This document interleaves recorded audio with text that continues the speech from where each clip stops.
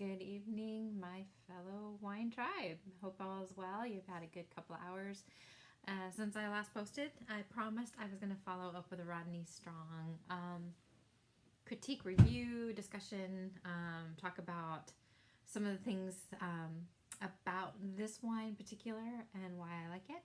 And hope you're having a good rest of the evening. It's 6:30 Wisconsin time for me, so at least some of my West Coast peeps still have a good portion of the day left. So hope you're having a great one. My East Coast peeps, I know you're heading in towards the end of the day and getting ready to have Monday roll around. We got this. It's Monday. Okay, so the Rodney Strong 2017 Cab Sauv. I showed this to you early. Sonoma County. Okay, I'm sorry. Napa, Sonoma. My favorite place. I will tell you that Napa and Sonoma, I always mention this and people giggle, but it is so true. That's my Disneyland. Yes. All right, so Rodney Strong, it's really important to recognize the winemaker and what he wanted, what his goal was. They've been with this from day one. They've been through a whole cycle with this particular wine from day one, where bud break. Oh, bud break. So my favorite day of the year was bud break. I always would walk the vineyards and see if we were there yet, how much longer, and I was always so excited. I was the one who found bud break always first. We always took pictures and documented and shared with our wine club members. It was really a special time. And they went through the whole thing from bud break. Maybe a late freeze came in, or maybe some critters, or you never know. It was like a daily prayer that things would go okay. Too much acidity, not enough sun. I mean, there's just so many things. And then you make the call to harvest the grapes, and then it's just beginning from that. Even you would think just that all that time from bud break and watching and making sure the grapes are growing properly and they have the right amount of sugar, right amount of acidity. They're plucked at the right time. They're thinned at the right time. There's so much. But so there's all that, and then you get to the point where you actually do harvest the grapes and you bring them in, and there's so many things that you have to look for. And the winemaker babies them through the whole step. The assistant winemakers, we are right there, and we have a vision of what we want them to be, and sometimes it works out and sometimes something terribly goes wrong. So I always respect what the winemaker, what their vision was, and what the end result was, what they taste and smell and see in these wines. Before I even have a bite of my food to go along with it, I don't want my food to get involved in the middle and interrupt what they envisioned. So first thing first, I always want to see what the winemaker envisioned and what this is their baby, what they taste, what they smell. So, gotta get my readers out. You know how it is. Okay, so Rodney Strong 2017 Cabernet Sauvignon, Sonoma County. So, this one is grown in the rugged rocky hills and valleys of the warmest regions of Northern California. Nice. This particular wine says it has vibrant aromas of cherry and black pepper. So the smell, the aromas, you smell cherry and black pepper, along with a rich fruit and lingering spicy oak flavors. Beautiful. Some of the reviews that came through for a little bit more rich with dark cherry, plum, and baking spices. The delicious fruit is accompanied by black pepper notes, crushed violet, and cassis. So that black licorice taste. The palate has medium tannins, so not too much tannins to impact your right in through here. You always feel it. Lingering spicy oak flavors with a velvety lush finish. The winemaker suggests to enjoy this Cabernet with a grilled steak, rack of lamb, or grilled winter vegetables. This with a steak. Yeah. This particular wine got some great reviews. Wines and Spirit 92.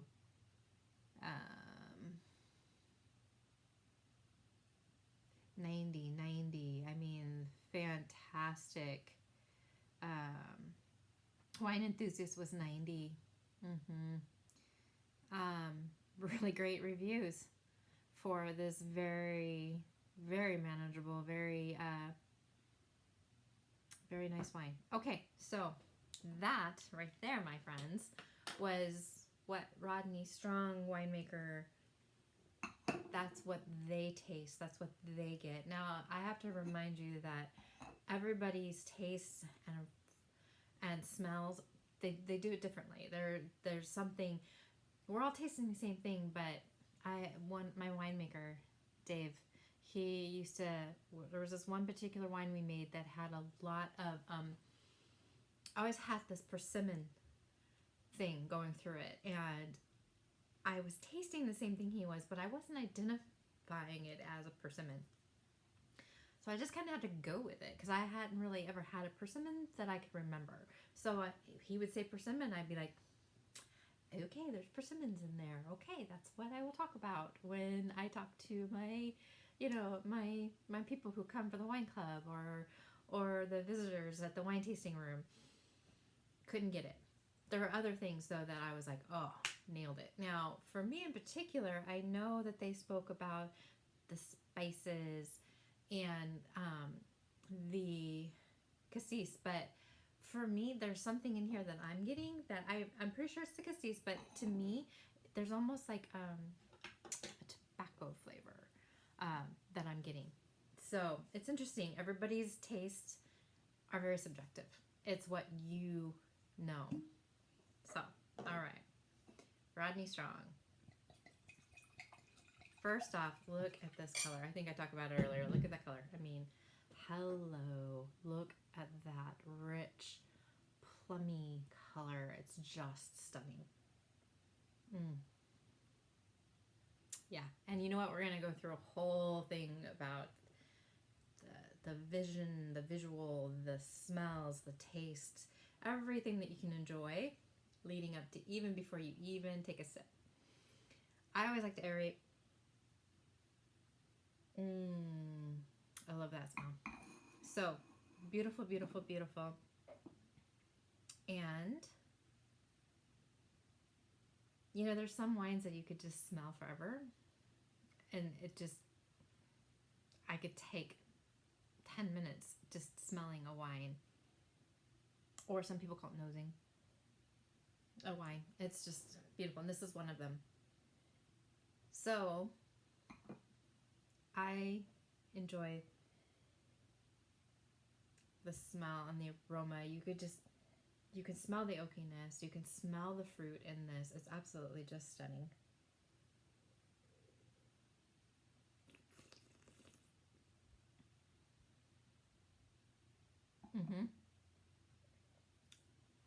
Yeah, so much.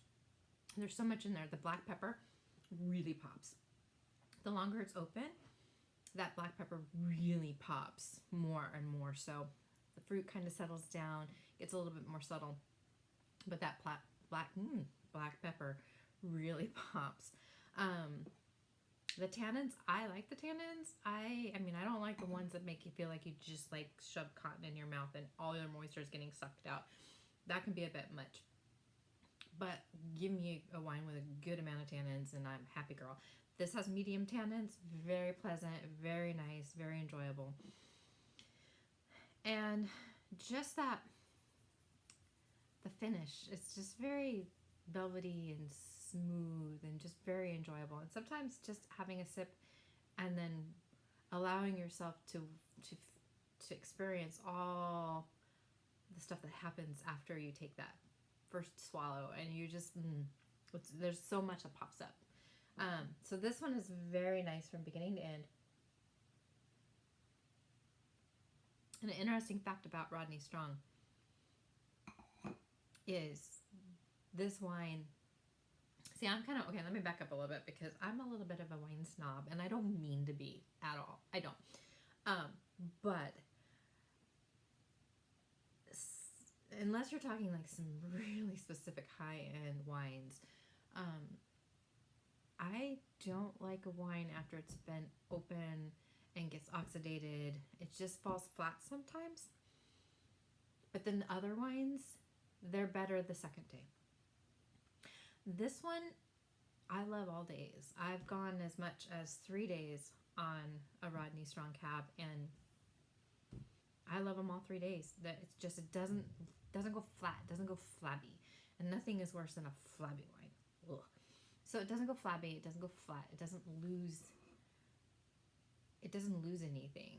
It just, throughout the day, every day, it just changes a little bit, and it's very pleasant and enjoyable. So I opened up this, maybe 3-4 hours ago, and it's still just as beautiful as when I first opened it. And so I'm excited for tomorrow. It's going to have a little bit of different aroma, a different feel, different taste, but not disappointing at all. So that's what I like about Rodney Strong. I love the spice. I love a good black pepper. I love a good white pepper. And some people just, it takes time. It takes time to be able to grow your palate and experience being able to identify all of the aromas and flavors. And there was many times when Dave and I were going through and barrel tasting and seeing where our wines were at, and bench trials and everything, and Dave was famous for saying, okay, Chantel, what do you get? And there was always something that I was like, oh, okay, all right, it's yeah, I know it, just wait, give me a second, I know it, but I couldn't identify it. It was something that maybe I hadn't had in a long time, or it was something that I wasn't expecting. And the second he would tell me, I'd be like, yeah, that. So it takes time, it takes experience. Like I said, darn, we have to keep trying wine. Bummer. But it's fascinating, it's fun, it's enjoyable, and that's what I want from this little wine tribe that we're building. I want us to talk about the wine and talk about what we like and what we don't like, and build some friendships and build some relationships. And most people, when they talk about a wine, it's related to memories of something that they did. And so that's what I'm hoping for. So try the Rodney Strong, give it a whirl, let me know what you think. And then next week, maybe at the beginning of the week, towards the beginning of the week, I think I'm gonna give the Bogle either Cab or the Bogle Petite Syrah. So if you catch those, if you're gonna be ordering before the next couple of days, and you see those are really good price points too. I think they're around $12-13 a bottle. And it's Bogle, Bogel. There's a Cabernet Sauvignon, and then there's a Petite Syrah. So maybe we can plan on tasting that together and comparing notes. All right. We're coming up on Monday. We got this. Stay strong. We're all Wonder Women in our own way. And we'll make it through, and we'll be a little bit more knowledgeable about wines. And I hope you have a great evening and start of a really good week. And take care of yourself.